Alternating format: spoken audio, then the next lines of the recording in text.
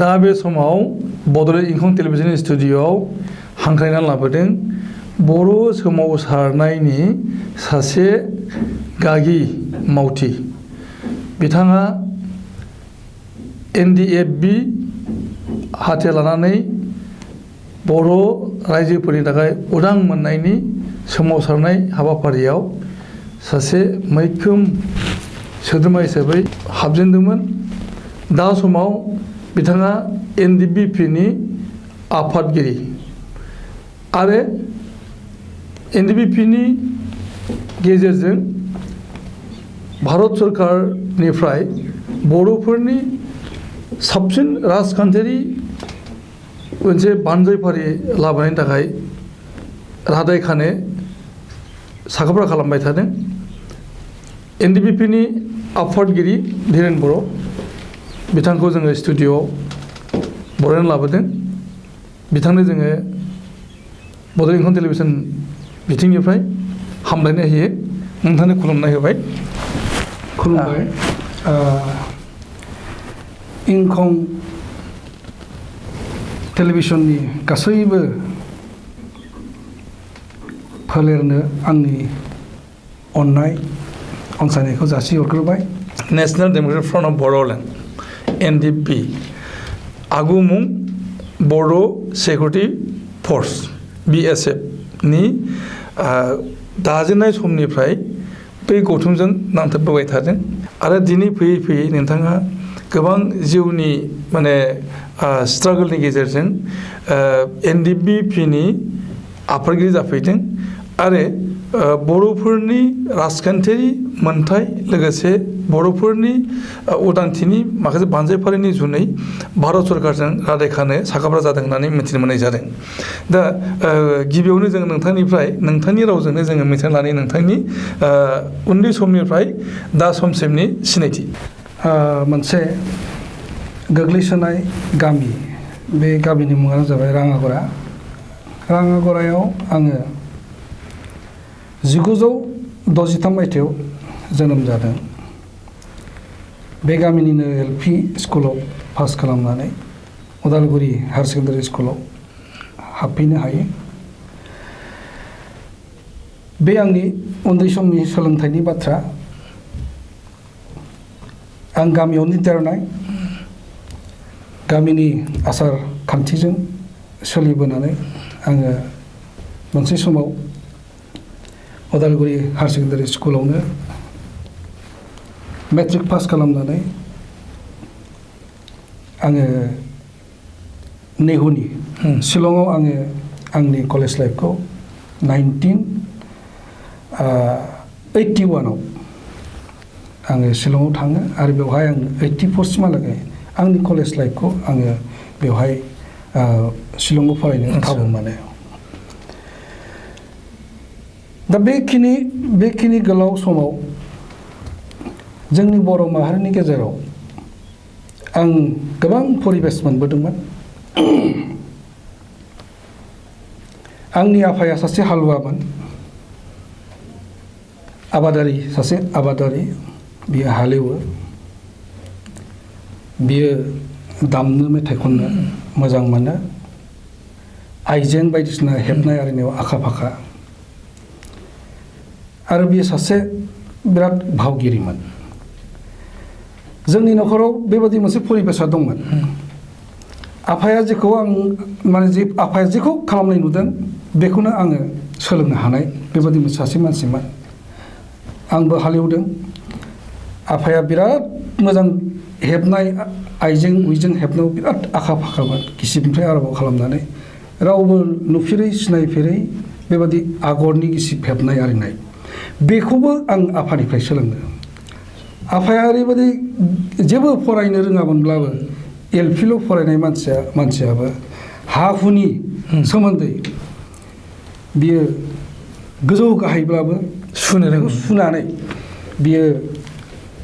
दिहुननानै हायोमोन बेसेबां बिघानि हा नुयो। दा बेफोरखौबो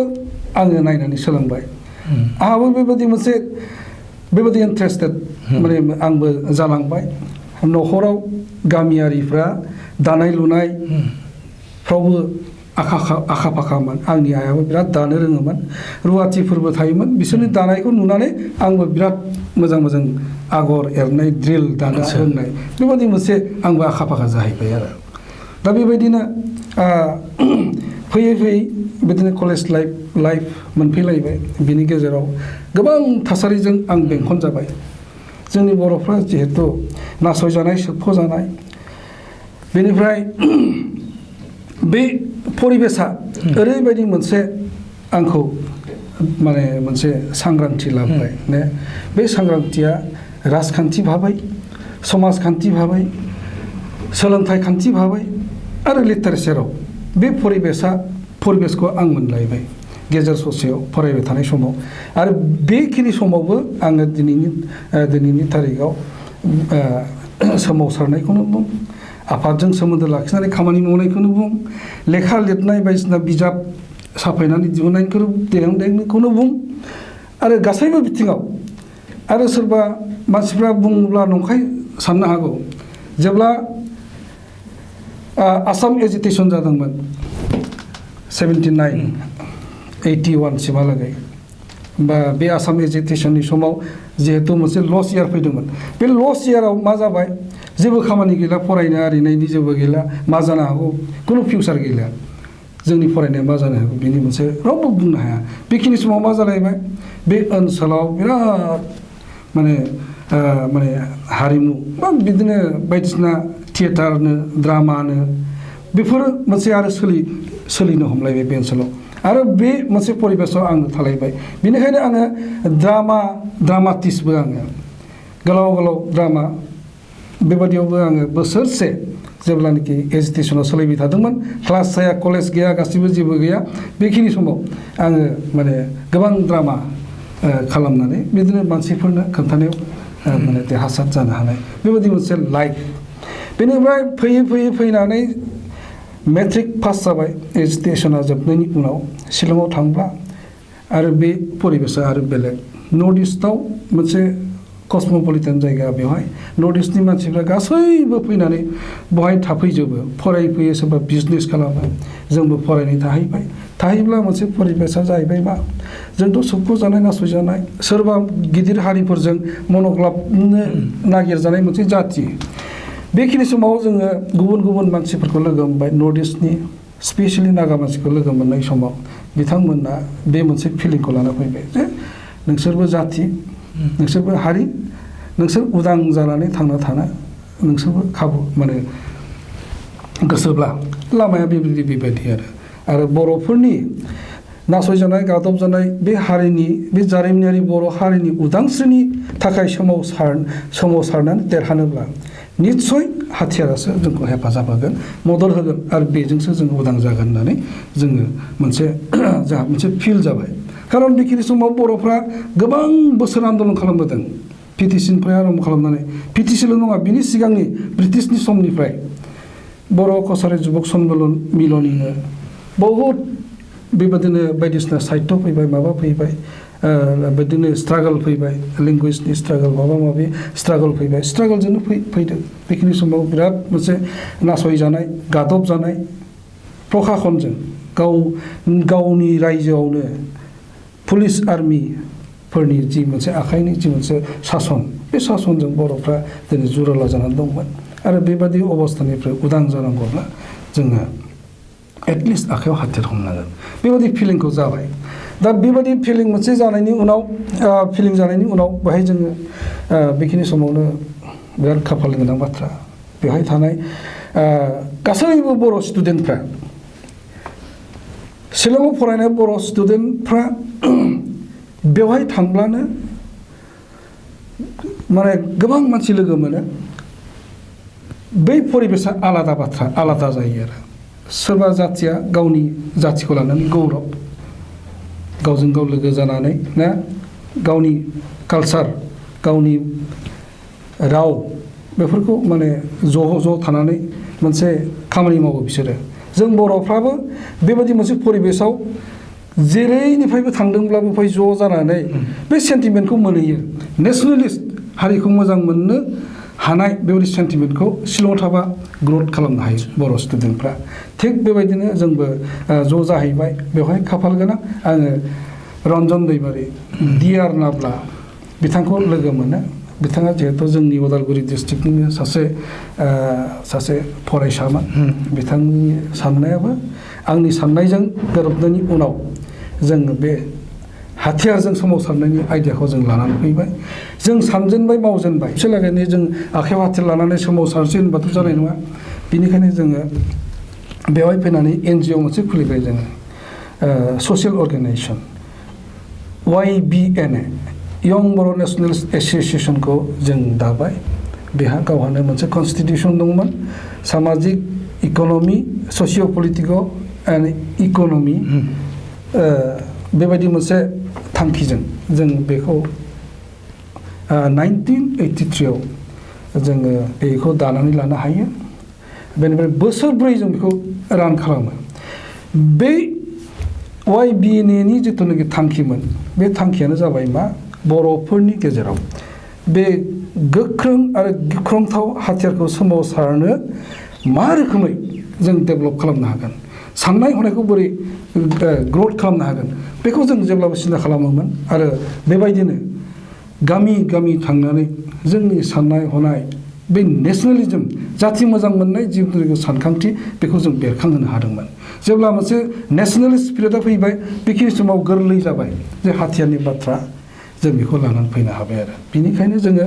बेबायदि मोनसे परिबेसखौ क्रिएट खालामखांनायनि उनाव 1986 आव उदालगुरिनि मोनसे गोथौ गामियाव फिसा गामियाव अदला खासिबारि होननाय बेवहाय जोङो गासै 77 मेम्बार्सफ्रा ज' जानानै जोङो बे BSF बर' सिकिउरिटि फर्स बेखौ जों दानानै लानो हादोंमोन बेनि उनावहाय उननि सल'फोरा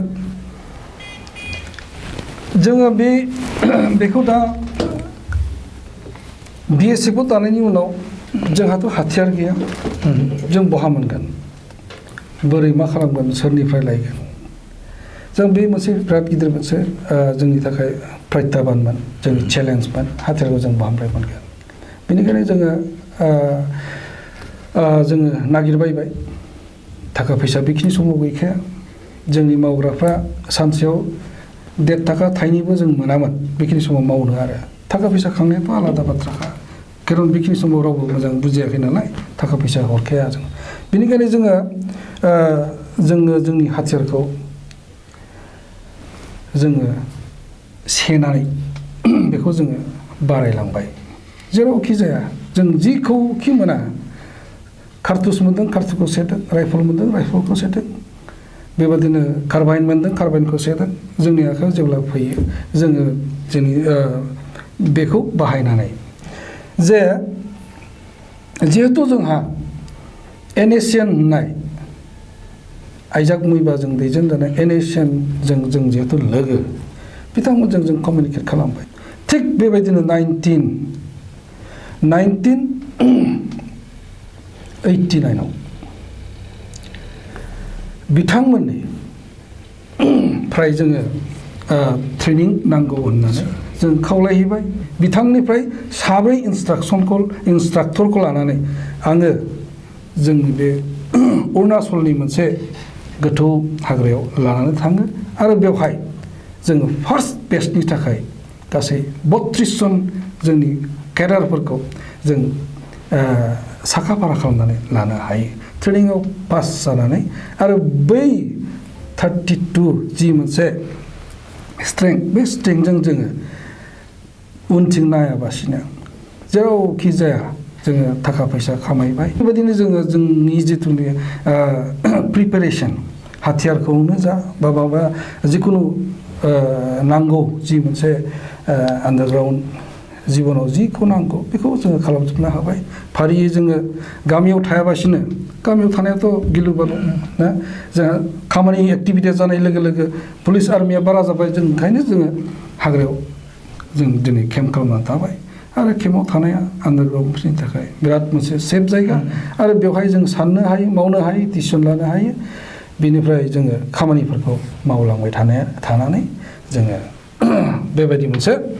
पर्यायाव जों दिनै फैदों। बेनि उनाव नोंथांमोना सोमावसारनायखौ गोगोम खालामबाय। दा नोंथांनि जिउआव बे जेनाखि हाथियार लानानै सोमावसारनाय माने जाथायफोर दा बे समाथ' जोबोद माने गिलु बालु जाहैबाय। बेनिफ्राय दा मेइन स्ट्रिमाव फैनायनि बाथ्रा भारत सरकारा बिराद मोनसे गणतान्त्रिक बेयो मोनसे देश आरो जोंनि जिथुनाखि दाबिफोर बे दाबिफोरखौ मोननो थाखायनो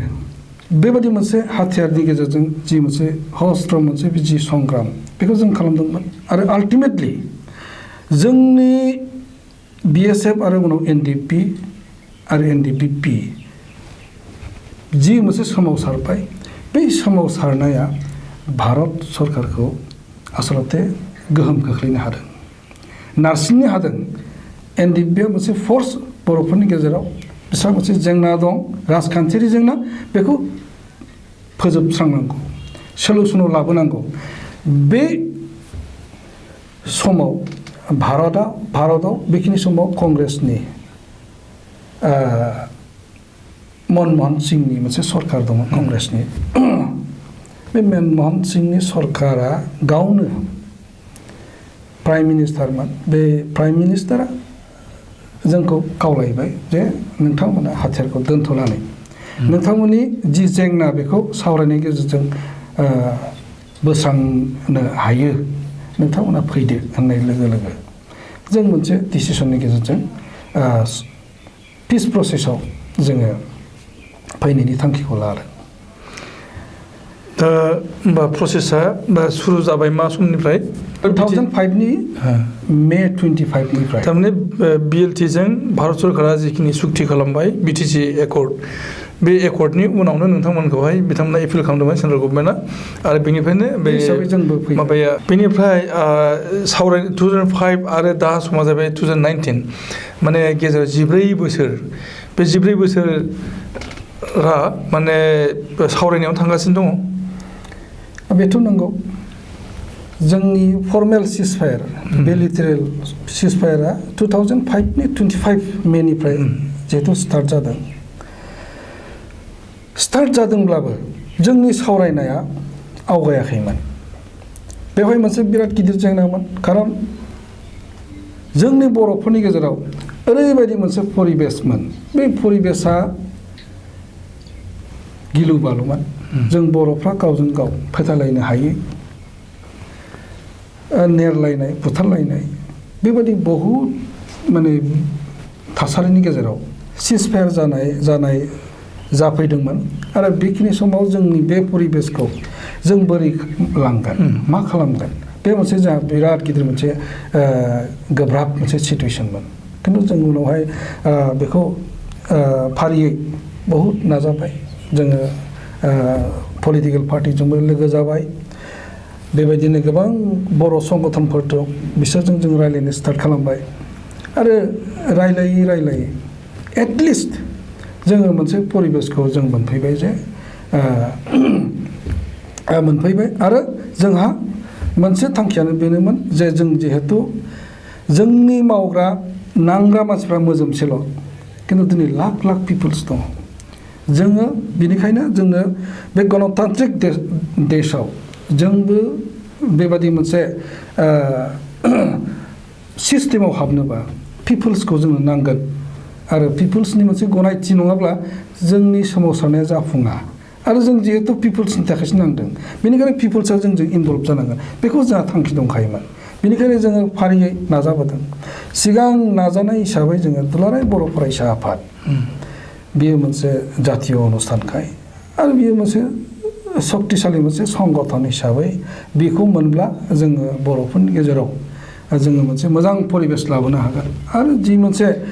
बर'फोरनि डिमान्ड दाबि दावाफोर बेखौ जोङो जाफुंहोनो हागोन, जा मोनसे थांखि दंमोन। बेनिखायनो आं जेब्ला आफादगिरि जाफैयो,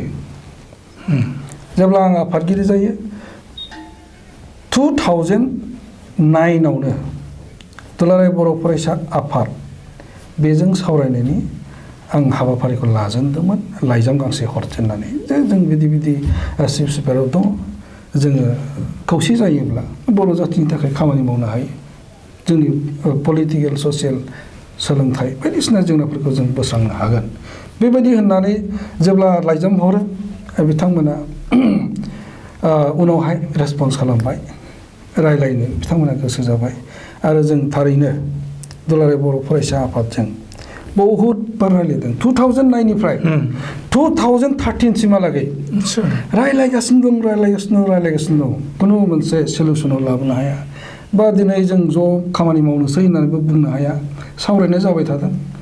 बेबायदिनो एटमस्फियारा जोंना बिल्डआप जाबाय रायलायनो सोलिबाय थादों आरो 2009 निफ्राय 2013 सिम बहुत बोसोरब्रै सम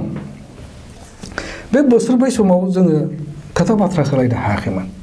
खिन्थु मोनसे परिबेसा दिनै बायध' जाबाय जे तेलेंगानाखौ डिक्लेयार खालामबाय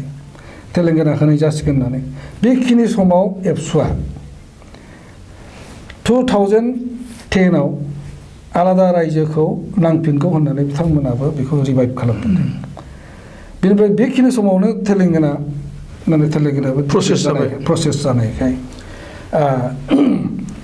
मोनसे परिबेस जाबाय बेनिफ्राय तेलेंगाना जादोंब्ला जों बर'लेण्डआ मानो जाया खेबसे लागैनो डिक्लेयार खालामबाय बिथांमोना 2013 नि आगष्ट 2 थारिखआव क'क्राझाराव मोनसे रेलवे माने बे ब्लकेट स्टेशनाव ब्लकेटखौ स्टार्ट खालामबाय बेवहाय गासैखौबो लेंहरजोब्बाय NDFB खौबो लेंहरबाय NDFB फैबाय गासिबो दल संगठननिफ्राय ज' जादों खिन्थु दिनैनि तारिखआव जोङो बे गोलाव सम सावरायनायनि गेजेराव जोंहा ओरैबायदि मोनसे परिस्थितिमोन जे जोङो बियो बेखौ हेफाजाब होलायनायनि बर'फोरनि गेजेराव खुनु मोनसे थासारि गैयामोन परिबेस गैयामोन अब्लाबो बे मोनसे तेलेंगानानि जि मोनसे डिसिसन बे डिसिसना एटलिस्ट माने एसे बर'फोरखौ ज' जानो हानायनि मोनसे फोथारखौ लाबोनो हादों BNC बड' नेशनेल कनफारेन्स बेवहाय नोंथांमोनहा सामिल जादोंमोन बेथ' नंथारगौ दिनै बर'फ्रा मोनसे BNCफोर बायदि माहारियारि मोनसे आफादखौ मोनबायमोन बे मोनसे आमब्रेला अर्गानाइजेसन दा बेखौ बुंनांगोन नोंथांनो बुंथारनांगोन आरो रायजोफोरनो बुंथारनांगोन जे बे बोरै जाखो जोंहा मोनसे सरकार दंमोन BTC सरकार बे BTC सरकाराव चन्दन ब्रह्म मानिजाथाव चन्दन ब्रह्मआ मिनिस्टार जानानै दं रायलायजेननाय जाबाय जे जोङो बे बर' जाथिखौ खौसे खालामबा मोनसे हाबाफारि लानांसिगोन जों ज' जानो हायो जाबाय बेनिफ्राय जों रायलायबाय सानैल' मिनिस्टार आरो आं बिनि उनाव साजेस्ट खालामबाय आरोबाव इनभल्भ खालामबावदिनि मानसि होननानै ओमफ्राय मिनिस्टार रिहन दैमारिखौ नोङो लोगो लादो जाबाय आं फन खालामबाय फन खालामनायनि उनावनो जोंहा बे मिनिस्टाराबो आंजों गुवाहाटियाव रायलायबाय जों सानैल' मिनिस्टार रिहन दैमारि आरो आं बेनिफ्राय जोंहा बोलो गोरा जाबाय बिनि उनाव जि मोनसे रिजाल्ट ज' जानायनि जि मोनसे रिजाल्ट बेखौ आङो जोंनि बेखिनि समाव गबिन्द बसुमतारिया आंनि सेक्रेटारि आं बिथांनो फोरमायबाय बिथाङाबो थिगानो दं होननानै फैब्ला आरोबाव जोङो माने मिनिस्टार मानगेन्द्र चन्दन ब्रह्मखौ लोगो मोनबावबाय रायलायनानै गासैबो थिग थाक जाबाय दे बिदिब्ला जों आवगायबावदिनो जों खेबसे एकदम माने बेखिनि समाव माने हाग्रामा महिला चिफ जानानै दंखायो खेबसे जों लोगो लादिनो जाबाय दिल्लीयाव जों थांबाय दिल्लीयाव थांबाय जों जोंनिफ्राय NDFB आफादा 6-7 जनसो मेम्बार्स लानानै थांदों बिथिं दिल्लीयाव जोंहा मिनिस्टार थाखाबाय मानगेन्द्र हाग्रामा थाबाय खाम्फा डिपुटि चिफ बिथाङाबो थाबाय बेनिफ्राय बेबायदिनो जोङो ज' जानानै मोनसे थांखि लाबाय जे जों बर'फोरनि गेजेराव मोनसे गिदिर मेल खुंनोसै जों मोनसे मेल खुंनोसै ज' खालामनायनि मेल आरो ओमफ्राय डिसिसन जानायनि उनाव फैबाय जों गुवाहाटीयाव आरोबाव जोङो आरो ज' जाबावबाय BPFनि बेखिनि समाव खाम्फा बिथाङा हारसिङै जोंखौ लोगो हमनानै गासै जों मा खालामलायगोन बिनि प्लान माबाखौ प्लानखौ दाबाय स्ट्रेटेजिक पलिसिखौ दाबाय जोङो डेट सेट लाबाय बेनिफ्राय सेप्तेम्बरनि 10 तारिखआव बे बर'मायाव जि मोनसे गिदिर इन्टेलेक्सुवेल प्लास अल अर्गानाइजेसनफोरखौ लाफानानै जि रायलायबाय बियो मोनसे देरहासार जाबाय आरो बे इन्डिकेसन बेखौ बिस्था खालामनानैनो मोनसे बर'नि गेजेराव गासैबो दल संगठनखौ लाफानानै मोनसे ग्रान्ड इउनिफिकेसन आरो बेखौ जोङो हासिगोन होननानै नभेम्बरनि 18 आरो 19आव ग्रोब बेखौ जों खालामलायबाय खालामनानै बेवहाय BNC जोनोम जाबाय BNCआ जोनोम जाबाय दा बे BNC जोनोम जानायनि उनाव माखासे थांखिजों बर'फोरनि गेजेराव जि दाङाबाजि बेफोरखौ जों बोस्रांनो होननानै मोनसे माखासे 6-7थासो जोङो 8थासो जोङो रिजलिउसन लानो हादों आरो बे रिजलिउसन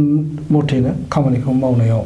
जोंनि गेजेराव दिनैसिमहालागै बुंनो हायो दिनैसिमहालागै खुनु मोनसे जोंनि गेजेराव बुथारलायनाय बा बिदिनो गिलायनाय बा बिदिनो संखिलायनाय परिबेसआ जोबदों होनजायो उन समावथ' बड' नेशनेल कनफारेन्स एबा BNCनिफ्राय नोंथांमोना ओंखारफिनलायबाय बेबो जादों जानाया आसलते जोङो ग्रान्ड इउनिफिकेसनखौ जों हाबाय गासैबो फैजोब्बाय खिन्थु मोनसे बाथ्राया जाबाय मा दुलाराय बर' फरायसा आफाद बिथांमोना मा थांखिजों बोरै मानो बेवहाय जइन जानो हादिया बियो मोनसे साननो गोनां फारि जाना थाबाय बिथांमोना बायरानि थाबाय मरेल सापर्ट होदों बिथांमोना खिन्थु बिथांमोना बायरायाव थाथारबाय दा बे मोनसे परिस्थितिया बे फैदों फैयोब्ला बेनिफ्राय मोनसे मावबाय थानाय गेजेरावनो मोनसे इस्यु जाबाय जे BNCआव सेपारेट स्टेट बर'लेण्डनि एजेन्डा गैया जेराव NDFBनिनो आरो सोरबा दुलाराय बर' फरायसा आफादनिनो माहारियारि जि मोनसे थांखि सेपारेट स्टेट बे गैयाब्ला BNCआव मानो थादों बेबायदि मोनसे इस्यु जाबाय बियो बोरै माने मोनसे सलिड मोनसे माबा जाफैखो डेभेलप जाफैखो बेखौ मिथिया बोरै फैदों आसलते फैदों बियो फैनानै उनावहाय जोंनावबो बिराद मोनसे प्रेसार फैबाय जों मा खालामनाया मोजां थारैनो नंमारगौ नामा खारन BNCआव जि मोनसे राय अपिनियन जादोंमोन बियो आलादा रायजोनि थाखाय सोमावसारनो बा बेखौ डिसिसन लानांगौ होननानै राय फैदोंमोन बे मोनसे दिग जानानै थाबाय दा बेवहायनो मानसिफ्रा मोनसे बुंनो हयथ' सोलो मोनबाय BNC दानानै मा लाब जाखो जेराव सेपारेट स्टेट आलादा रायजो सृष्टि खालामनायनि जेबो एजेन्डायानो गैयाबा बाहाय थानानै जेबो लाब गैला होननानै जों प्रेसार फैनाय लोगो लोगो जोंबो बाध्य जाबाय आरो साननो दा नंगौब्ला बिदिब्लाथ' जेबो लाब जानाय नङा ओंखायनो बेखौ माने जों रिथिंक खालामबाय बिबेसना खालामफिनबाय बिनि उनाव बोसोरसेनि उनावनो जों उइद्र खालामनो थानो गोनां जादों BNCआथ' उन समाव सेपारेट स्टेट बड'लेण्डनि थाखायनो सेन्ट्रेल गभर्नमेन्टखौ नारसिनदों आरो त्रिपुरा टकआवबो बाहागो लादोंमोन होमबा नोंथाङा जिनिखि एसे बाथ्रा बुंदों दा जे मा जाहोनाव माने डेभेलप जाखो BNCनिफ्राय ओंखारनाया बेखौ नोंथाङा बुंदों दा बे हिसाबै नोंथाङा बा नोंथांमोननि गौथुमा अनुभब खालामफिनदोंमोन नामा जे BNCनिफ्राय ओंखारनाया मोजां जायाखिसै आच्छा बे मोजां कुइसन जादों बेनिफ्राय ओंखारनानै जोङो जोंनि बायदियै जोङो स्ट्रागलखौ आराम्भ खालामबाय जोंनि इस्युखौ जाफुंहोनोब्ला गणतान्त्रिक भाबैबो जों सोमावसारनांगोन बेबायदि हिसाबै NDFBआ बेखौबो खालामबाय जों बोसोरब्रैसो आन्दलन खालामदों जोंनि साइडनिफ्रायनो बिनि उनाव एबसुखौ लोगो मोननायनि उनाव आरोबाव मोनसे मास पिपोलनि आन्दलनखौ जों मोनबाय खिन्थु मास पिपोलनि आन्दलनखौ मोनदोंब्लाबो जोंनि जिथुनाखि टक भारत सरकारजों जि सावरायनाय बेथ' आवगायाखैमोन बेनिखायनो आं सिन्था खालामदोंमोन जे बै बाथ्राखौ जुदि आवगायहोनोब्ला बे मोनसे जिहेतु पलिटिकेल इशुब्ला निस्सय बेवहाय माने मोनसे गभर्नमेन्टनिफ्राय बा गभर्नमेन्टनि बा सरकारनि मोनसे मोजां मोनसे अनसायनाय मोजां मोनसे सोमोन्दोखौ जुदि डेभेलप खालामाबा जोंनि इशुआ बे माब्लाबाबो जाफुंनाय नङा आलादा रायजो जों दिनै बिबाय थादों आसाम सरकारा बेखौ होनो गोब्राब मोनखागोन आरो बेखौ अपोज खालामग्रा बायदिसिना ओंखारखाबाय दा बर'फोरनि गेजेराव ओरैबायदि सिटुएसन जाबाय जे बेवहाय बर'फोरनि गेजेराव मोननै बिराद गिदिर फाराग थाबाय फारसेथिं पलिटिकेल पार्टी सरकार फारसेथिं सोमावसारग्रा मोनसे आफाद जानानै थाबाय सोमावसारग्रा आफादा जेब्लाबो सरकारनि एगेन्स्टआव फैबाय थाबाय जि फाराग बे गुवारनिफ्राय गुवारसिन जाबाय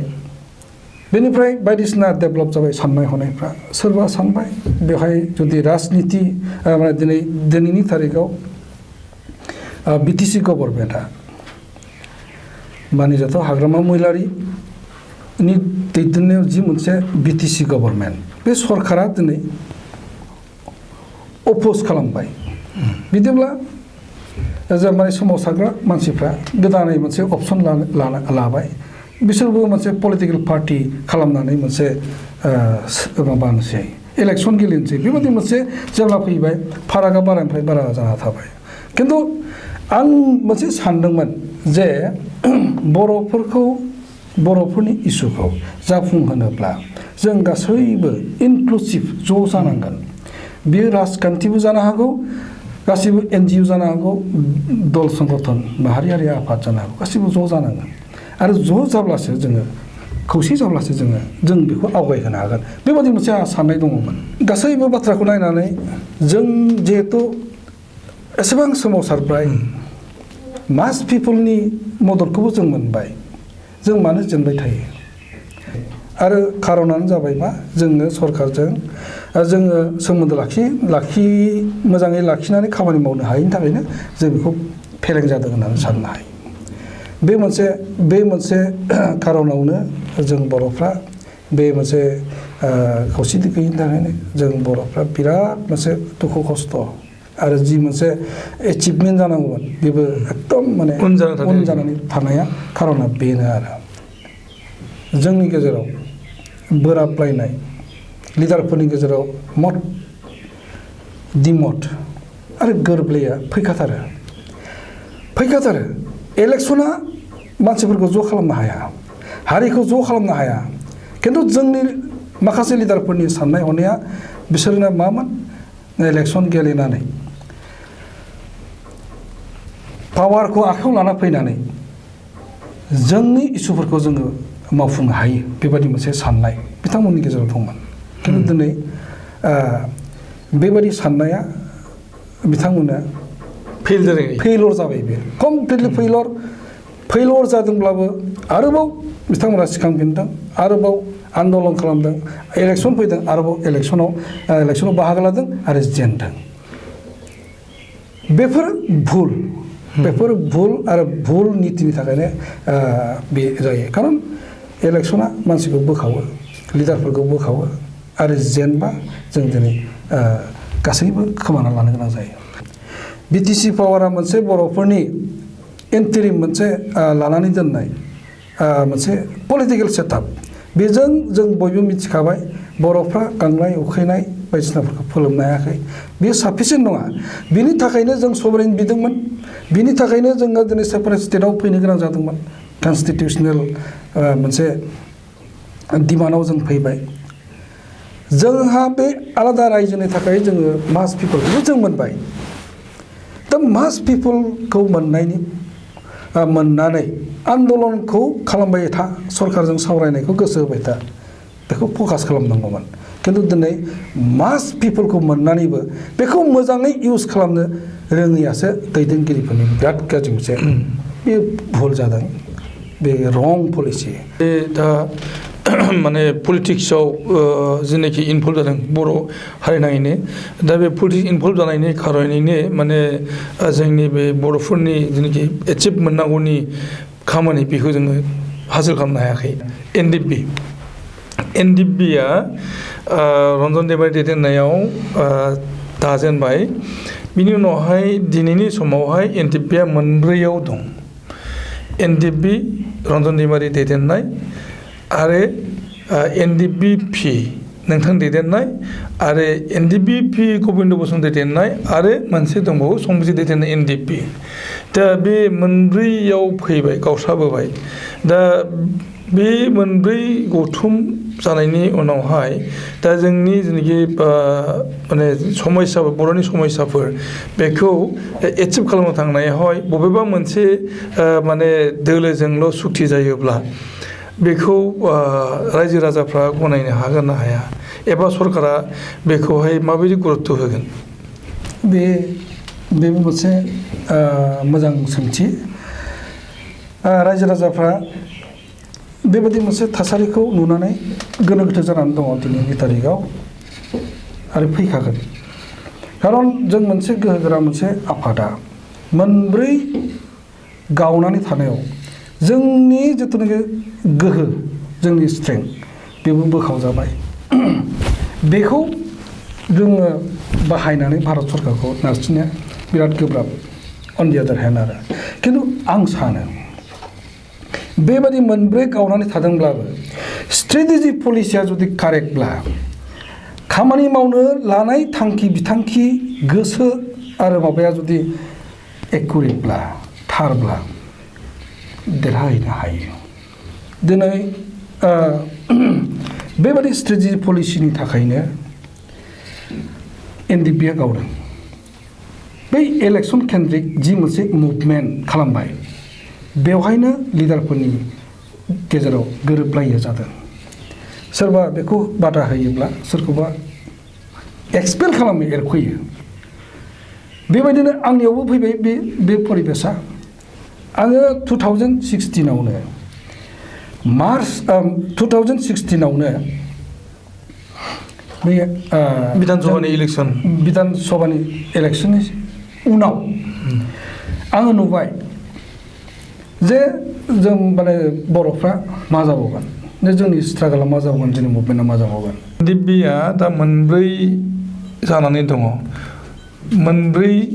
गावस्रानानै थानायाव बेखौ सरकारा माबायदि गुरुत्व होगोन राजखान्थियारिनि दांबिल लिरनाय नांगौ बेखौ जोङो दिनैनि तारिखाव खालामनो हायाखै खालामनो हायैयानो जाबाय जोंनि पलिसि स्ट्रेटेजि गोरोन्थिनि थाखायनो दा बाथ्रा जाबाय मा रायजो राजाफ्रा मोनसे सिन्था खालामदों मोनब्रै गोहो दिनै NDFBआ गावनानै थाबाय बिदिब्ला बोरै जागोन बोरै सलुसन जागोन जि मोनसे नागिरदोंमोन बर'फ्रा आलादा रायजो बे इस्युआ बोरै जागोन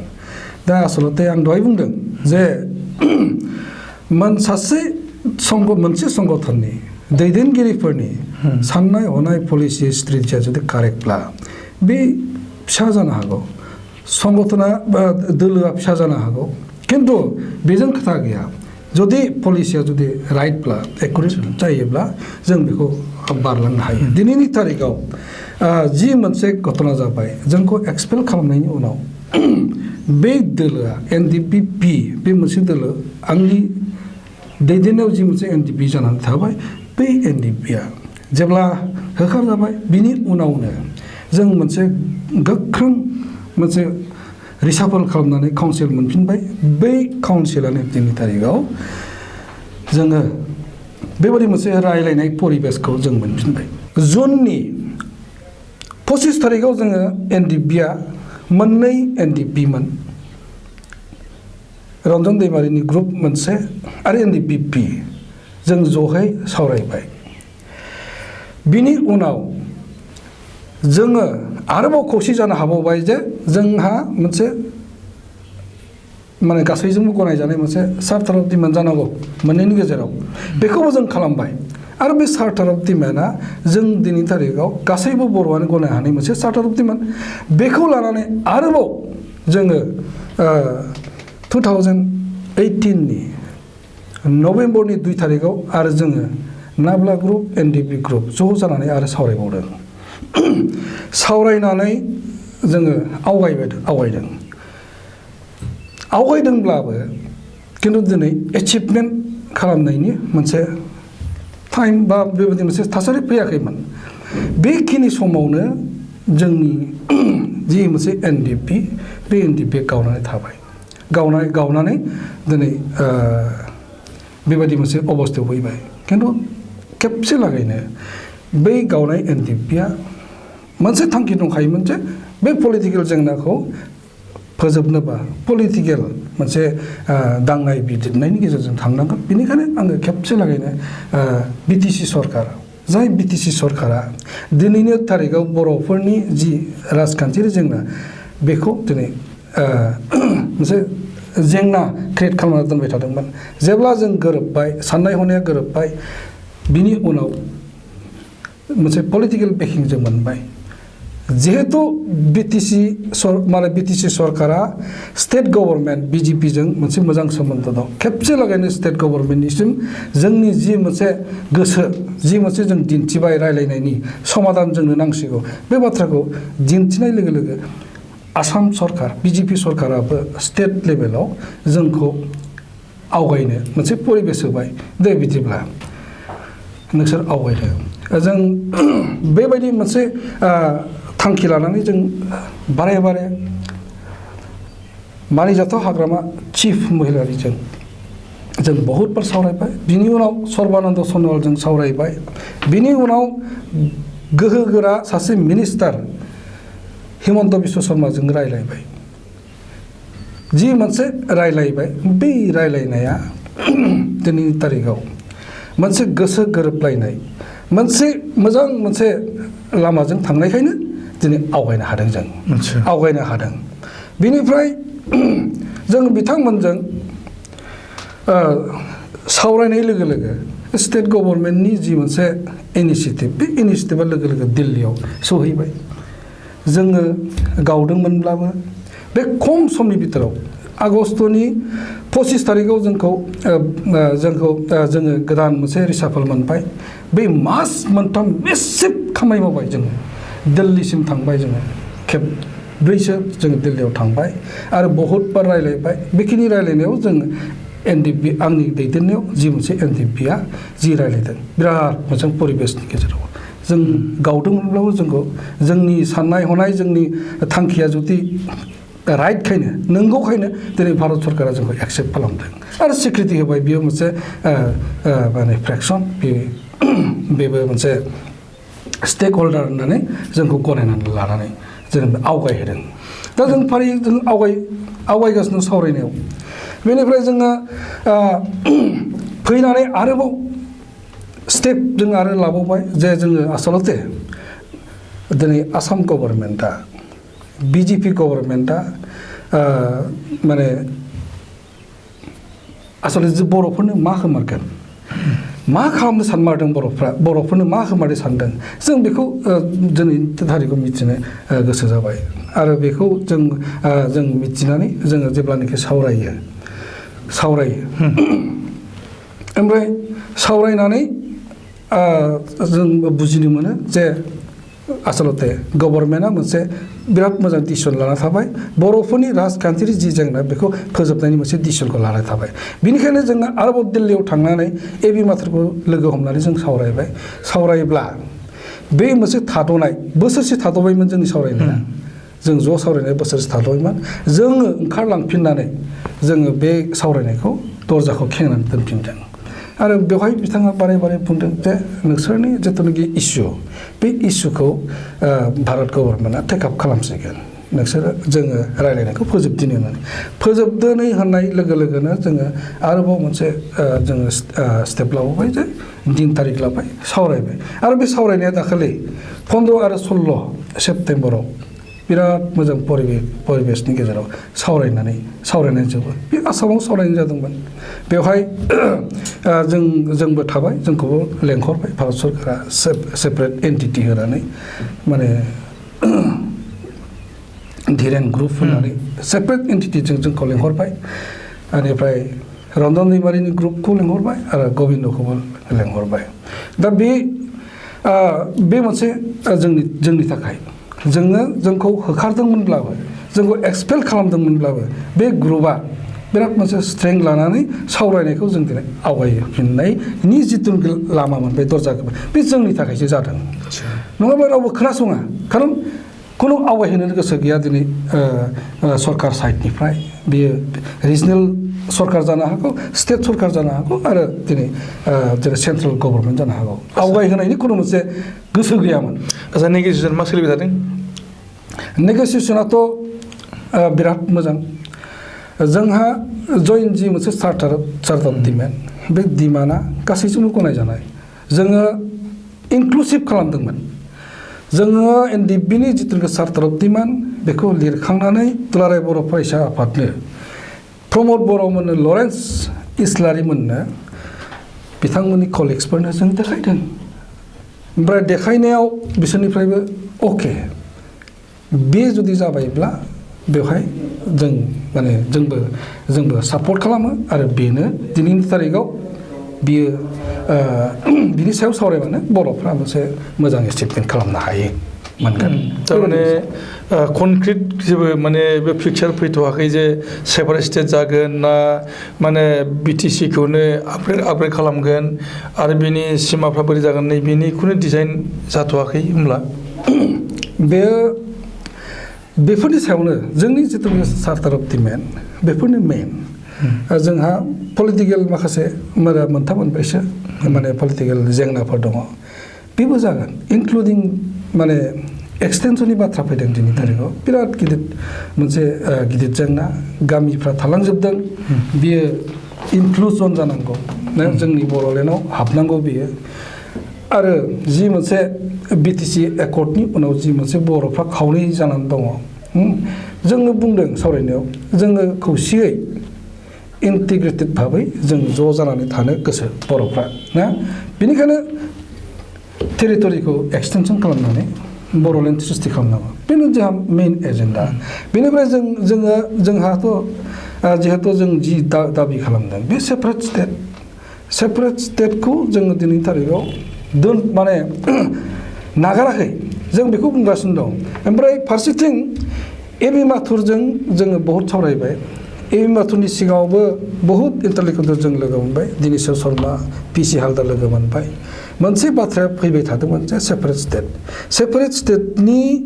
बाथ्रायाव दिनै भारत सरकारा बेखौ खुगा सियाखैमोन बेनिफ्राय इन्टारल'कुटर साथामबो बुंदों जे नोंथांमोननि जि जेंना माने गासैबो थिग कनस्टिटिउसनेल खिन्थु दिनैनि थारिखआव जि सेपारेट स्टेटनि एजेन्डा बेयो नोंथांमोननि थाखाय हार्डल जानानै दं खिन्थु नोंथांमोना बे जिहेतु पलिटिकेल मेटार्स बे पलिटिकेल मेटार्सखौ नोंथांमोना पलिटिकेल मेटार्सआव रायज्लायनानै सोरबा प्राइम मिनिस्टारनो सोरबा हम मिनिस्टार बिथांमोनजों रायज्लायनानै बेखौ सेटेल खालाम 2003आव जेब्ला बिटिसि एकर्ड जायो बै समावहाय भारत सरकारनिफ्राय बुंनाय जादोंमोन जे बिथांमोना सेपारेट स्टेट माने फसंनायनि नेशनेल माने पलिसि गैथ'वा आरो नेशनेल पलिसिया जेब्लानो फैगोन सेपारेट स्टेट दानायनि अब्लानो बड'लेण्डखौ माने फार्स्ट प्रायरिटि होनो बुंनाय जादोंमोन खिन्थु बिनि उनावहाय तेलेंगाना एस्टाब्लिशमेन्ट जाबाय तेलेंगाना होनायनि लोगो लोगोनो माने भारत सरकारा सेपारेट स्टेट दाफुंनायनि दरजाखौ खेवनानै होबाय आरो दिनैनि समावबो नोंथांमोनखौ बुंनाय जादों जे सेपारेट स्टेटनि पलिसि बिथांमोनहा गैथ'वा आरो बे सेपारेट स्टेट माने दाबिया माने हार्डल जादों होनना बुंनाय जादों दा बे बेलायाव नोंथांमोननि रला मा जागोन बे एकदम माने क्लियार जों जि डिमान्ड खालामदों सेपारेट स्टेट बेखौ मोननो हायो नागरिक हिसाबै आरो बर' जाथिफ्राथ' एकदम माने मोननायनि जि अधिकार दंखायो बे आलादा मोनसे जाति आइडेन्टिटि थानाय सेपारेट एन्टिटि थानाय मोनसे जाति मोनो आरो खिन्थु दिनै मोनो बे अधिकारा थासेयावबो जों दिनै मोननो हायैनि खारना बहुद दं दहाय आं माखासे बुंलांबाय जों खौसे जानो हायाखै जोङो लामाखौ लानो रोङाखै खामानि मावनो रोङाखै जोङो बेखौ मावनो थांनायावनो जों दिनै बर'फ्रा खावनै खावथाम मोनथाम मोनब्रै मोनबा गोबां दिनै लिडारफोरनि गेजेराव बेले बेजे बियो बिजों गोरोबलायै मोनसे बे जाबाय स्ट्रेटेजिक पलिसि लानो रोङैनि थाखाय जादों भुल जादों दा बेनिखायनो जों माने बेबायदि मोनसे अधिकार थानायमोनब्लाबो दस्राफोरथ' मोनबाय मालाय गासैबो लाजोबदों सोरबाथ' जेबो बियाखै बिसोरनो होनायबो जादों बेफोर परिबेसा फैयो आसलते जायोमोन जाथारोमोन जोंनाबो बर'फ्रा जागौमोन आरो बेबायदि मोनसे परिबेस सृष्टि खालामनांगौमोन जोङो दिनै बिबाय जों मास पिपलखौ मोनदों जोंनि सावरायनायखौ जों फिल्डआव मोनबाय खिन्थु दिनैनि तारिखाव जोंहा बेबादि मोजां मोनसे सोमोन्दो लाखिनो रोङैयावनो बे पलिसि गोरोन्थिनि थाखायनो जोंनि डिमान्डफोरखौ अग्राह्य खालामनाय नोंथांमोननि डिमान्डआव जोंनि प्रप'ज सेभार स्टेट बेवहाय मा एलेखाखौ सरजाबनाय जादों बेखौ जोङो दिनैनि तारिखाव जिहेतु मोनसे बे सेन्सिटिभ मोनसे आयदा बेनि सायाव जोङो गासै बाथ्राखौ सावरायदोंमोनब्लाबो जों बाथ्राखौ बुंनो नागिराखैमोन जोंहा बेल'नो जे डिमान्डआ जे जों जिहेतु खावनै जानानै दं गोसारनानै दं बर'फ्रा सेदेर बेदेर जानानै दं जों ज' जानानै थानो गोसो आरो दिनैनि तारिखाव जों जि डिमान्ड खालामदों बे जायफोर सिमानि बाथ्रा बुंदों बेखौ भारत सरकारा आसाम सरकारा होनो हायैनि जेबो माने गैया खारन बेवहाय बे कन्टिगुवास मोनसे एरिया आरो बेवहाय बियो ट्राइबेल बेल्ट एन्ड ब्लकनि मोनसे जायगा बेवहाय बर' मानसि थायो नङा होमबा बेखौ होनायाव जेबो आपत्ति थानाङा जों जेब्ला आसामनि मन्त्रि मानिजाथाव हिमन्त बिश्व शर्माखौ लोगो मोनो बिथाङा स्पष्ट खोथा बुंदों जे सरकारा आरो दिनै आसाम सरकारा नोंथांमोना सिन्था खालामनाङा बर'फ्रा गोजोननो हानाय बर'फ्रा गनायनो हानाय सनमान गोनां मोनसे एकर्ड मोननो थांगासिनो दं जों बेखौ खालामगोन नोंथाङा सिन्था खालामनाङा बेबायदि नोंथांमोनाथ' बारा जेंना गैया मोनथामसोल' जोंना पलिटिकेल जेंना दं बेबो जागोन होननानै बुंबाय आरो बिदि बुंनायावलाय माथो गिदिर खोथा दङ दा बे गासिबो एकदम स्पष्ट बेनिखायनो जोङो आसा खालामदों आरो बेनिखायनो जों आसा खालामदों बिथिं एबि माथुराबो बुंदों जे सावरायखांनायनि उनाव मडालिटिस नोंथांमोननो बर'फोरनो बा जोंनो दिन्थिनाय जासिगोन दा बेखौ जों थाबै खालामगोन बारा गोबाव खालामा नोंथांनि दैदेननाय एनडिएफबि गौथुम बे एनडिएफबि गौथुमा जेनाखि सरकारजों सावरायबाय थानाय जादों सेभार स्टेट बड'लेण्डनि थाखाय दा बेनि थाखाय जेनाखि एलेखा हालामफोर नोंथांमोनहा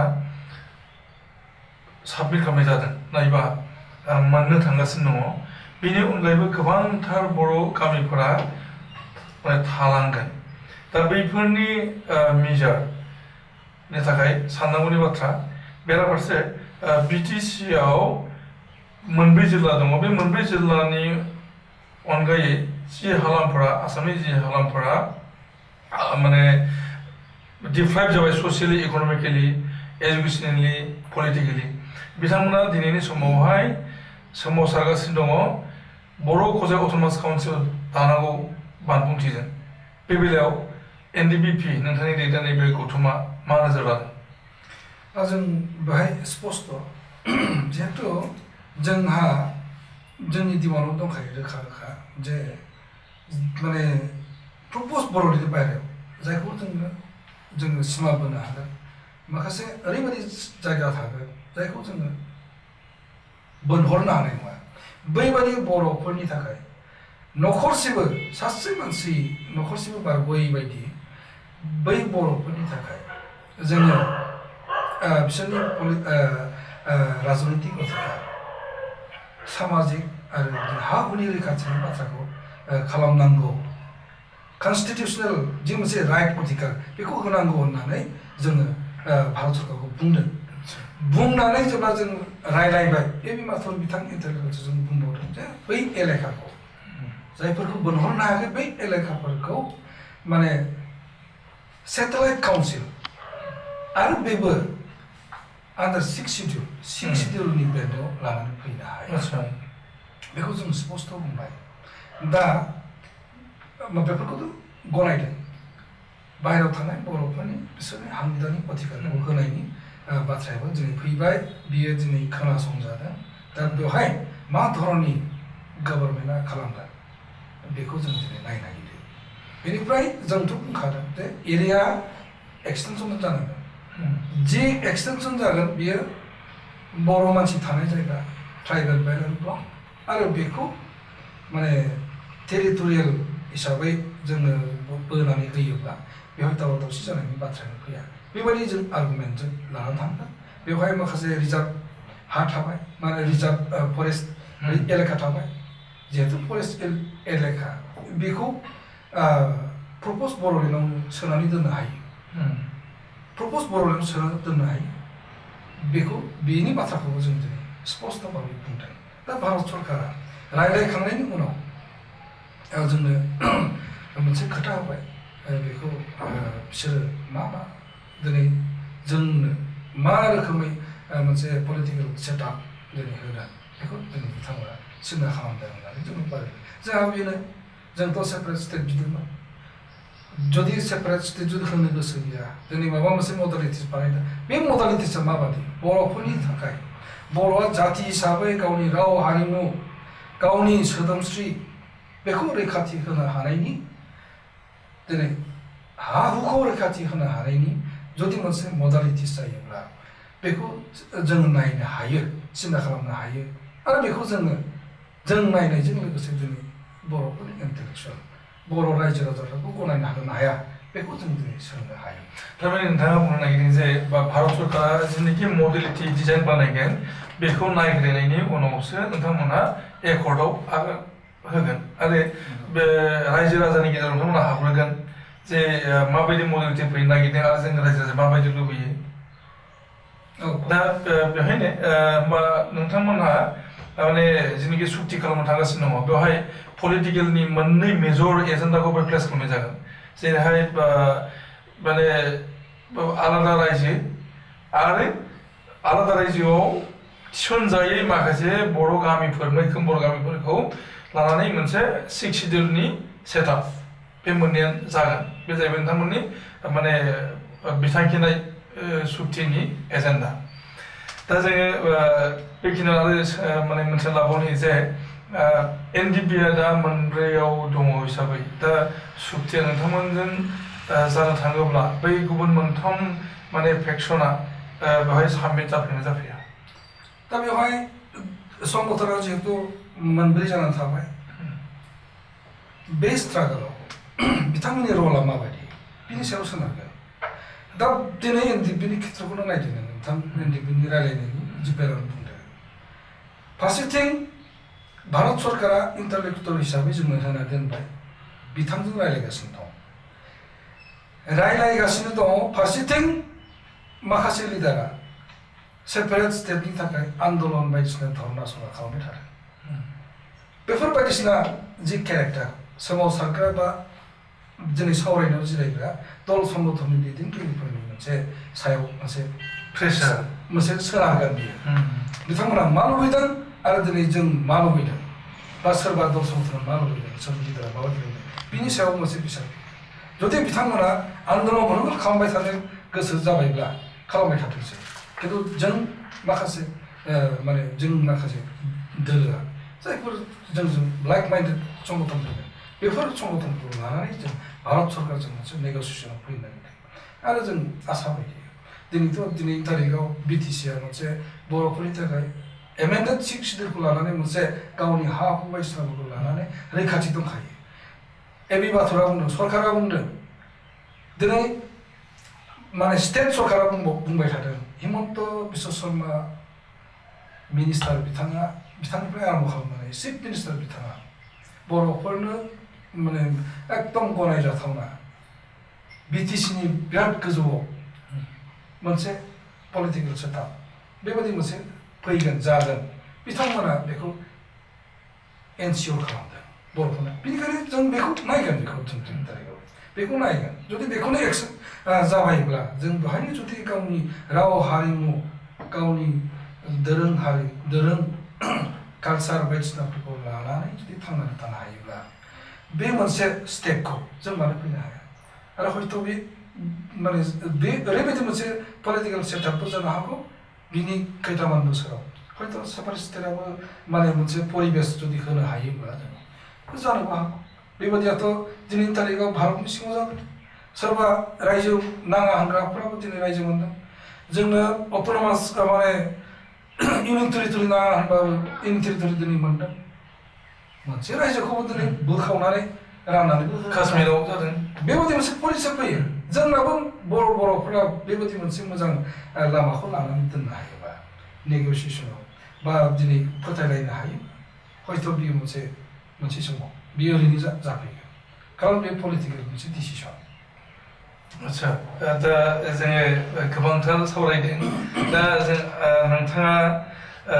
जे सासे लिरगिरि बे हिसाबै जोङो थुनलाइनि फारसे माने फैनो नागिरदों जे नोंथाङा दासिम गोबांथार बिजाब लिरबाय होननानै मिथिनो मोननाय जादों नोंथाङा मा समावहाय लिरनाय खामानिखौ मावो बिराद मोजां सोंथि आसलते आङो लिरगिरि जानो होननानै आं बिदि लेखा लिरनायखौ आरम्भ खालामाखै आंनि जिथु लिरनायनि जि मोनसे आदब बे आदबा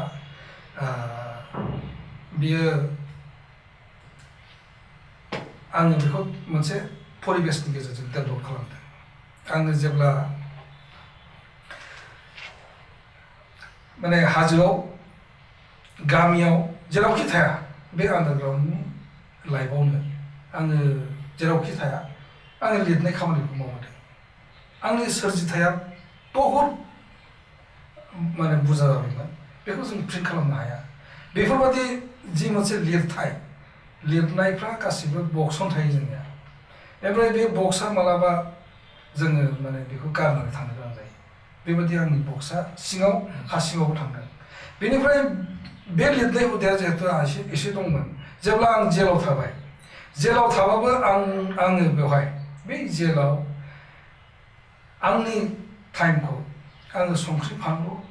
जानाय लोंनाय बायदिसिना नांलाय खमलायाव आं खुनु दिना थांगाराखैमोन जि सम आङो मिथिखादोंमोन जे आं हमजाबाय 93नि 3 थारिखआव आं खेबसे आर्मिजों हमजादों अदालगुरियावनो बे बोसोरथाम थादों बाहाय बे बोसोरथाम थानायाव मा जाबाय आङो मिथिखाबाय जे आं गनाय नंला आंनि गनाया असम्भब 3 थारिखआव जिहेतु बिराद गिदिर मोनसे मिलिटारि सेक्रेटारि पर्टखौ लानानै आङो आन्डारग्राउन्डआव जानानै दंबाय थायोमोन आङो खिन्थु बे हमजानायाव आङो खुनुरुखुम आंनि जिबना थादों आरो बे हयथ' अबंलावरिया आंखौ फोथांना लाखिनो गोसोमोन आं बेनिखायनो थांना थादों आं बिराद टर्चार मोनदों बेखौ सहायखांनायनि उनाव बे जेलाव जि मोनसे बोसोरथाम थाबाय बेवहाय आं बहुद सृष्टि खालामदोंमोन थुनलाइ रायथाइ सल' आरो नैबे खन्थाइ बियो गांनै गांथामसो लेखा जाथारगोन आंहा बेनिफ्राय आङो आरोबाव लिरबाय थानाय पिस एन्ड वार बेखौ ट्रेन्सलेट खालामबाय थादोंमोन आं ओमफ्राय बेबो मथा मथि आधा आधि जाबाय दा सिङाव लिरनाय जि मोनसे आर्टिकेलफोर बा माबा मोनसे लिरनाय आन्डारग्राउन्डनि लिरनायफोरखौ बिसोर बिराद माबा खालामो सन्देह खालामो बेबा मा बेखौ लाना थांनानै बेखौ बाहेरायाव हरोबा मा मोनसे बम ब्लास्ट जाहैयो ना बिराद माने सामाजिक बेखौ गियो खोमा आरो हरनो नागिरा सिंनिफ्राय बेनिखायनो आं मा खालामबाय आंनि जि लिरनाय बेखौ आङो सासे खयदिनि दारै बेखौ बारहोनानै बे बेसादफ्रा माने रं पार्सननि आखायाव गोलैयो बेखौथ' आं दिनैसिम नागिरनानै मोनाखिसै गांथाम लेखा जायोमोन बेयो डेस्ट्रय जाबाय बिनि उनाव आङो सेकेन्ड टाइम हमजादों सेकेन्ड टाइम हमजाबा आरोबाव आंखौ स्टार्ट खालामदों अब्ला आङो सेकेन्ड टाइम हमजानाय समाव आङो खिन्थु गांनैखौ आं आरामसे लिरखांबाय गांसेया जाबाय थांखि गैयै समाज ओमफ्राय गांसेया जाबाय लकाबाना आंनि न' बेखौ आङो मोजाङै लिरनानै फोजोबनो हाबाय आं मोनसेल' खाबु लानानै दंमोन बेखौ आं बोरै बाहेरायाव ओंखारहोनो हायो बे मोनसे बेनिफ्राय बेखौ आङो बेखिनि समावनो आङो जेब्ला आङो तेजपुराव दंमोन सेन्ट्रेल जेलाव स्पेसियेल जेलाव बेखिनि समाव आङो बे थाबाय थानाय समाव आंखौ ट्रेन्सफार खालामबाय खारन आङो हमजादोंमोन सिक्किम गेंटक बेवहाय केस थानायखाय आंखौ बोसोरसे उनाव लाना थांबाय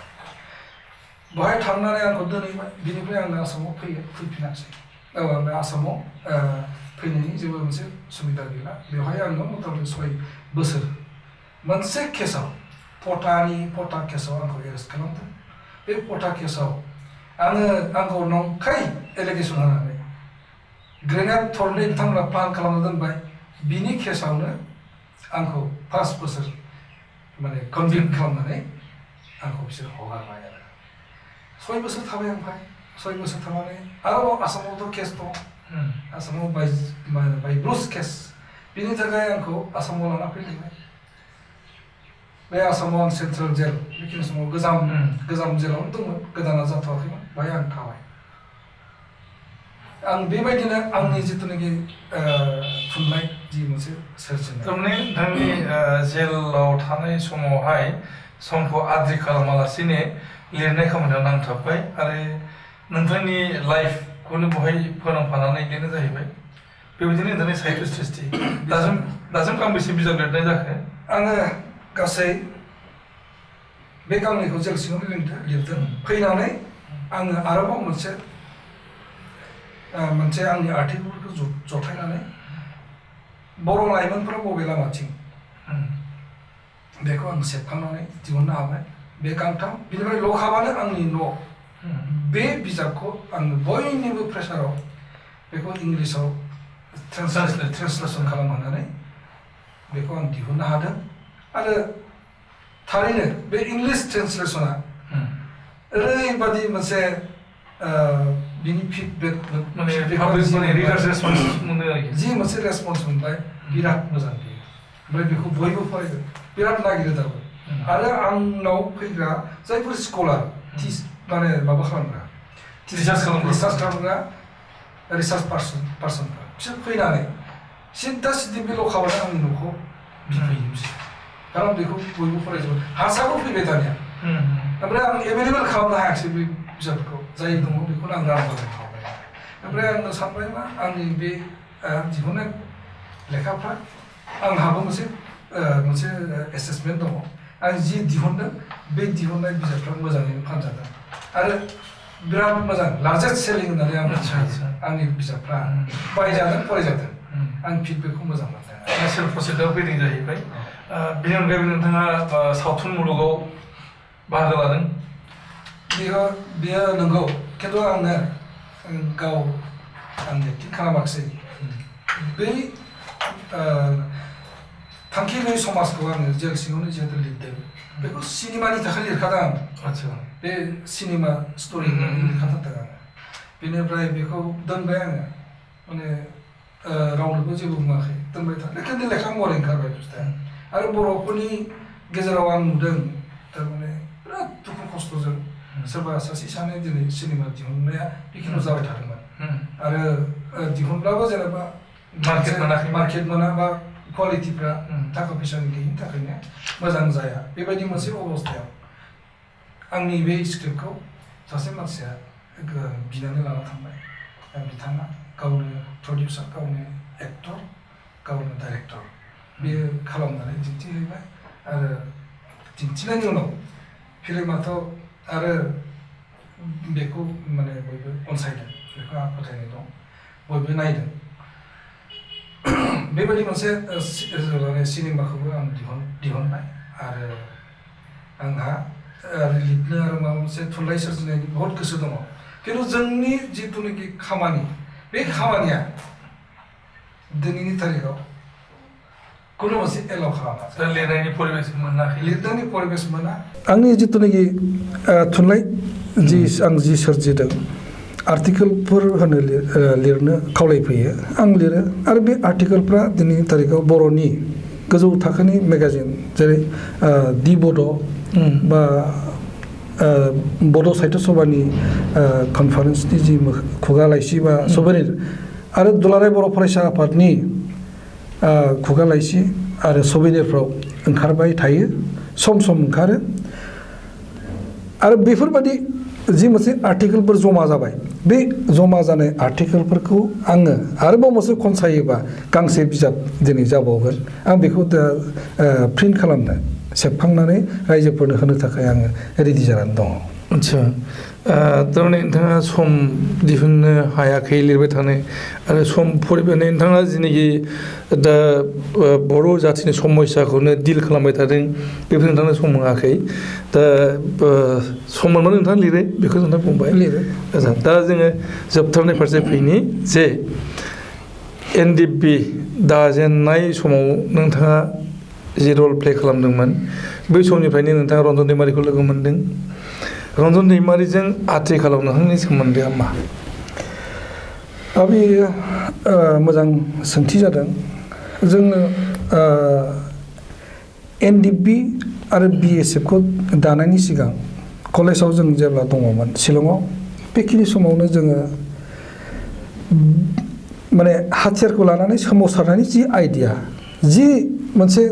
जों दिनै मोनसे सानजेनदों बेखौ जों शिलंआवनो खालामदों आरो बे नाब्ला आरो आंनि गेजेराव जादों बेयो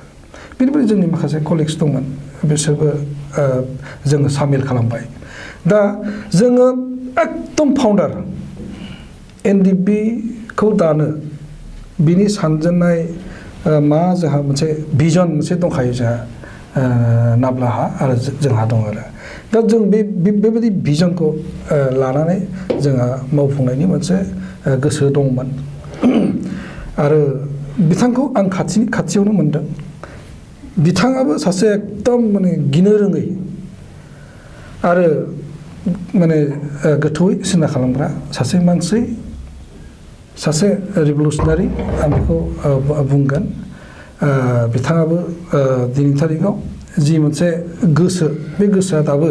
जाथिनि थाखाय हारिनि थाखाय बहुद गोजौआवनो माबा मोनसे खालामनायनि मोनसे सिमाङा बेहाबो दङ खिन्थु दिनै खाफाल गैया बिथाङा मोनसे गिदिर केसाव बिथांखौ दिनै कनभिक्ट खालामनानै लाइफार बिथाङा जानो गोनां जादों अब्लाबो बेबादि साननायफ्रा बेबादि जि मावनो हानाय जि मावनो गोसो जि दङ बेफोरखौ जे बे मोनसे आइडिय'लजि बे आइडिय'लजिखौ केरि खालामलांग्रा बहुद मानसि थागोन दाबो बे इस्युआ बे आइडिय'लजि बै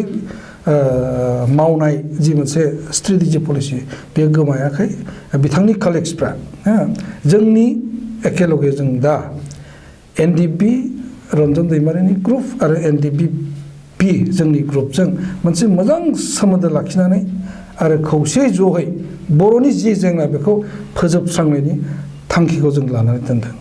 आदसा थांखिखौ लानानै दोनदों आरो जोङो आसा खालामदों जोंनि दैदेनगिरिफ्रा आरोबाव गुबुन गुबुन माबा माबि बेले बेजे साननानै बेबायदि मोनसे जि मोनसे दिनै प्रक्रिया जादों सावरायनायनि बेखौ जुदि हेंथा होआब्ला आसा खालामो जोंनि बर'फोरनि जि जेंना बियो भारत सरकारजों आसाम सरकारनि बिलिरनायजों बिटिसि गभर्नमेन्टनि हाग्रामा महिलारिनि दैदेननायाव जि बिटिसि सरकारनि नाजानाय बे नाजानायजों बर'फोरनि मोनसे मोजां आरो आजावथावना मोनसे एकर्ड बा एमअएस जाहैथारगोन गाहाम फोथायनाय दङ नोंथांमोननि जेनाखि जानो गोनां सुक्ति बेवहाय एनडिएफबिनि चेयारमेन रन्जन दैमारिखौ सख'नायनिबो इसु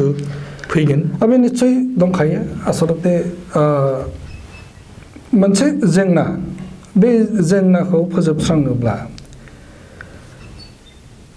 जाय मानसिफ्रा सानजेनदोंमोन मावजेनदोंमोन लिडारफोर दङ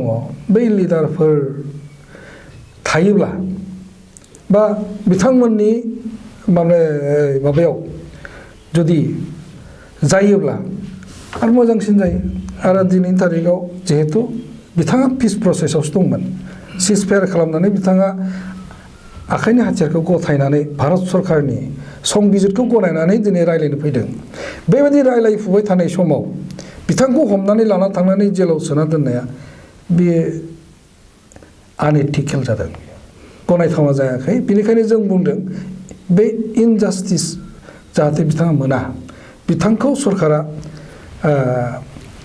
आनकन्डिसनेलि हगारनानै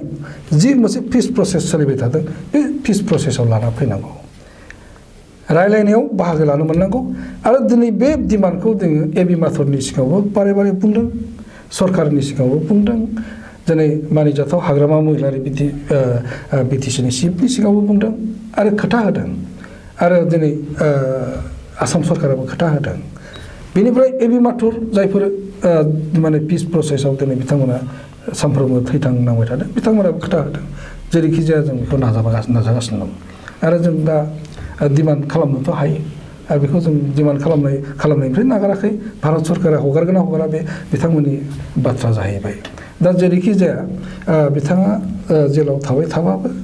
आरो बिथाङा बे माबाखौ प्रक्रियाखौ आवगायहोनो सिंनिफ्राय हायाबाबो जों दिनै दङ जों दिनै खामानिखौ मावबाय थादों आरो बर'फ्रा खुसि जानो हानाय बेबायदि मोनसे MOS बर'फोरनि गेजेराव जों लानानै फैनो सेस्था खालामगासिनो दं संबिजिरखौ लाबोफिननायनि बाथ्रा बेथ' एकदम फैथारनांगोन बिथांमोना आरो भारत सरकारनिबो खोथा वान्स फर अलनि बाथ्रा दिनै बुंबाय थादों जों खावसेया फैबाय सान्तिखौ नागिरनानै जों फैबाय माबा मोनसे जोङो एचिभ जाबाय फैनानै बिथांमोना जुदि सान्तिनि प्रक्रियायाव जुदि हाबाबा आरोबाव गोदान आनादार मोनसे एकर्ड जाबावगोन बा रायलायबावगोन भारत सरकारा बेखौ हयथ' सानाबो जानो हागौ बेनिखायनो बेबायदि मोनसे परिबेसाव जोंथ' हास्थायखादों बिथांमोना फैनांगौ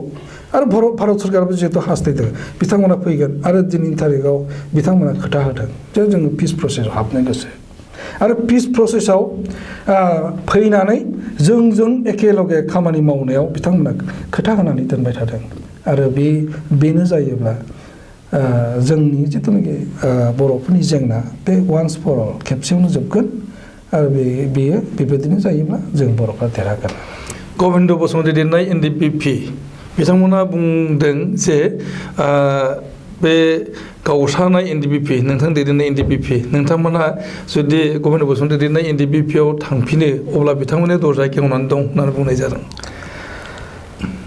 बेयो बिथांमोननि बाथ्रा बिथांमोना बुंदों बहुद खोथा बुंबाय बिथांमोना माने धीरेना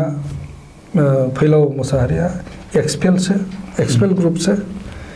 भारत सरकारा बिसोरजों सावराया बेबायदि बिथांमोना बायदिसिना जोंनि सायाव रिउमार खालामदों बर' रायजो राजाफोरखौ कनफिउज खालामना दोनदों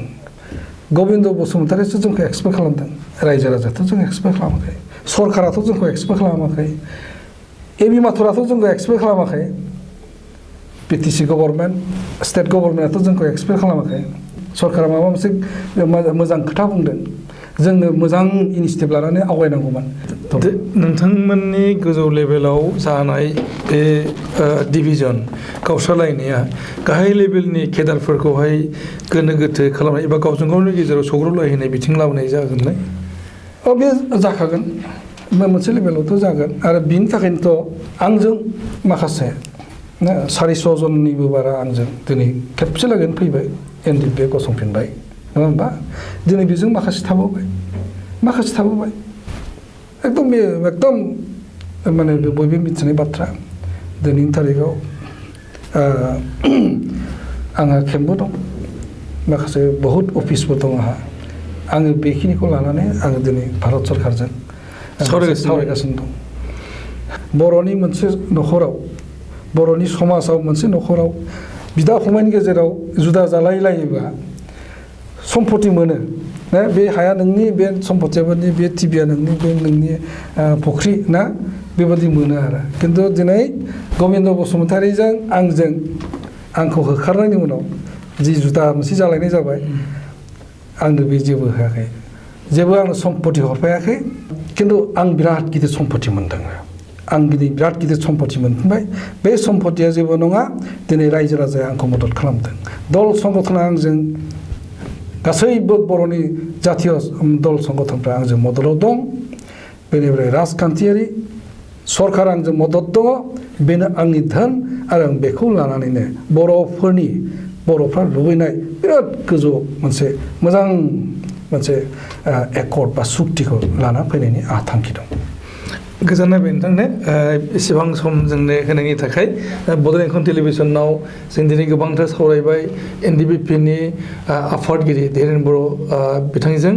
आरो बिथांनिफ्राय जोङो गोबांथार बाथ्रा मिथिनो मोनदों जे एनडिबिपिआ बर'नि राजखान्थियारि बिथिङावहाय माखासे माने मोनथायफोरखौ मोननायनि बागै आवगायगासिनो दङ भारत सरकारजों सावरायगासिनो दङ आरो बे एचिभमेन्टआ जागोन बर'फोरनि मोनसे गोजोनथावना बिथिं